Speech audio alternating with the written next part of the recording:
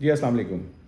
آج 26 شعبان ہے اور جمعرات کا دن ہے اور ہم رمضان کریم سے کوئی 3 سے 4 روز کے فاصلے پر ہیں، اور اس موقع کو غنیمت جانتے ہوئے میں نے سوچا میں آپ سے ایک درخواست کروں کہ اس رمضان اپنے صدقات، عطیات اور زکوٰۃ آپ اپنے ان فلسطینی بہن بھائیوں کی امداد کے لیے وقف کریں، کیونکہ یہ بچے ہمارے بچے ہیں، یہ فلسطینی ہمارے بہن بھائی ہیں، یہ بزرگ ہمارے بزرگ ہیں۔ اور جیسے کہ میں نے پہلے 3 پیز آئیڈینٹیفائی کیے تھے اور میں کوئکلی ان کو ریپیٹ کر دوں، ان ساری لمیٹیشن کو سامنے رکھتے ہوئے کہ آج ہم مختلف جیوگرافیکل باؤنڈز کے اندر بندھے ہوئے ہیں، ہمیں پاسپورٹ اور ویزے چاہیے، ہمیں اپنے مسلمان بھائیوں کی امداد کرنے کے لیے بہت کچھ پروو کرنا ہے، اور ظاہر ہے ہر کسی کے وسائل اور انرجی اتنی زیادہ نہیں ہے، لیکن اس کے اندر رہتے ہوئے بھی آپ دعا کر سکتے ہیں صبح شام، اٹھتے بیٹھتے، دن کی نمازوں میں، رات کی نمازوں میں۔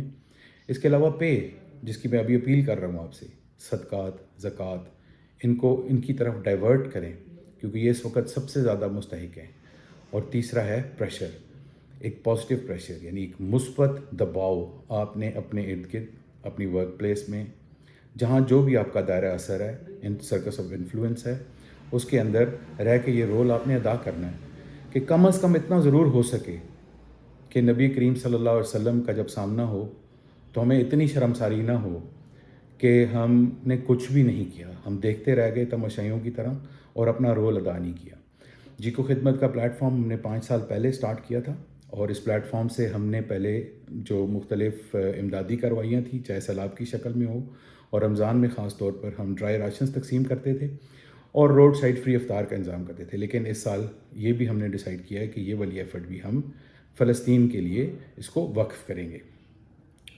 چونکہ ہمارا پلیٹ فارم بہت چھوٹا ہے تو اس لیے ہم نے اسے الائن کیا ہے الخدمت فاؤنڈیشن کے ساتھ۔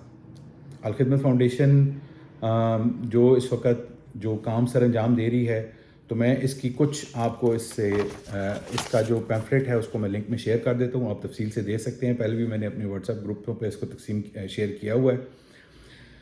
آپ ذہن میں رکھیے کہ 22 لاکھ کلمہ گو مسلمان اس وقت ایک اوپن ایئر جیل کے اندر محصور ہیں۔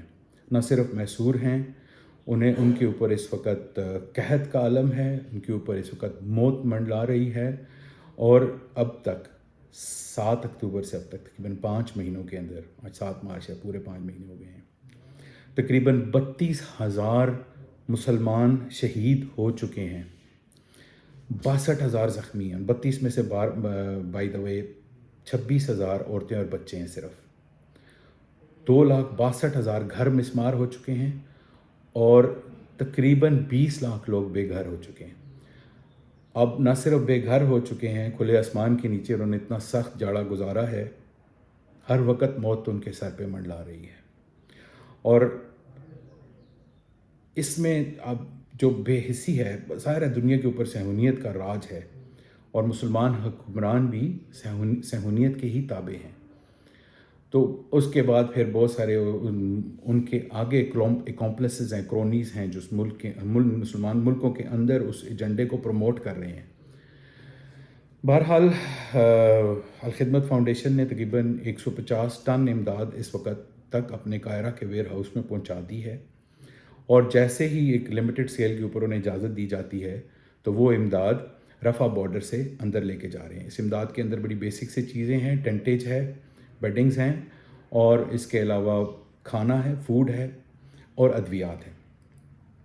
3 مزید کنسائنمنٹ جو ہیں وہ بھی اردن جانے کے لیے روانہ ہیں۔ بہت اچھی بات الخدمت فاؤنڈیشن نے یہ کی ہے کہ انہوں نے اپنے آپ کو NDMA کے ساتھ الائن کر دیا ہے، تو اس طرح سے انہیں جو آفیشیل چینلز ہیں ان کے اندر سے بھی اس ایفرٹ کی سپورٹ موجود ہے۔ 20 ایمبولینسز بھی اس وقت تیار ہیں غزہ جانے کے لیے، اور ان کے آفیسز قاہرہ میں بھی ہیں، اردن میں بھی ہیں، اور ترکی میں بھی ہیں۔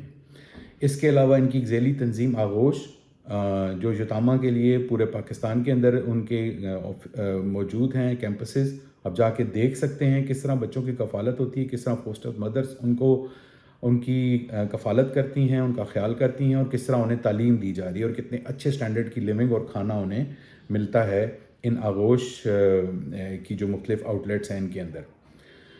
اس کے علاوہ الخدمت فاؤنڈیشن نے اپنے آپ کو انہوں نے کولیبریٹ کیا ہوا ہے ترکی کی 6 NGOs کے ساتھ، جس میں ہیومینیٹیرین ریلیف کولیبریشن IHH ہے، کینسویو ہے، اور bridges of civilisation for development BCD کے نام سے ہے، ہیرات یردم، اونسور اور GDD غزہ ڈسٹرکٹ ڈیرنگی. تو last word to my liberal friends who follow different ideologies and different isms and Marxism and flana. I totally understand that we as Muslims failed to upgrade one of the best ideologies on God's earth. But it is all encompassing. It has all the answers if you look for. I read Huntington's Clash of Civilizations some 25 years ago, and I was also convinced that it is a clash of civilizations, but it is not. The more you read about Islam, the more you realize that Islam is about a struggle against oppression and maintaining justice on this earth. So Islam is not a civilization only, because Islam is all over the world, in every part of the world, in every civilization. About 2 billion Muslims, Kalma Go Muslims are there. You hear azan from in 24-hour cycle, starting from Marshall Islands to Caribbean. This cycle of azan even goes on 24 hours if you relate it with the time cycle. So Islam is there everywhere. It is not just a civilization. And above all those NGOs, all those Mombatti aunties who are out for very petty issues here inside Pakistan, why are they quiet? Why are they not raising your voice? It broke my heart to know that you're not even allowed to carry Palestinian flag inside a PSL game. How subservient we are, how intellectually molested is our ideology and thinking right now. May Allah bless, may Allah guide us all.